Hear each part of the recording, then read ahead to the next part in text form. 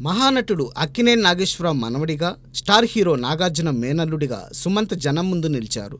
రామ్ గోపాల్ వర్మ ప్రేమ కథతో ప్రేక్షకులను పలకరించిన సుమంత్కు నటునిగా మంచి మార్కులు పడ్డాయి.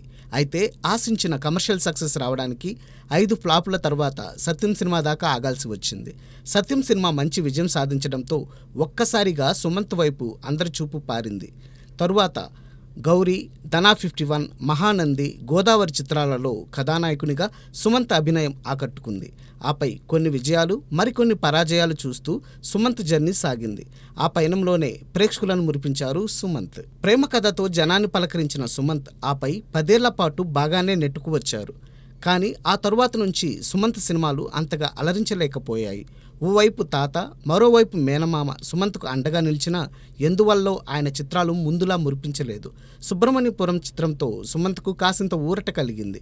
బాలకృష్ణ నటించి నిర్మించిన ఎన్టీఆర్ బయోపిక్లో సుమంత్ తన తాత అక్కినేని నాగేశ్వరరావు పాత్రను పోషించడం విశేషం.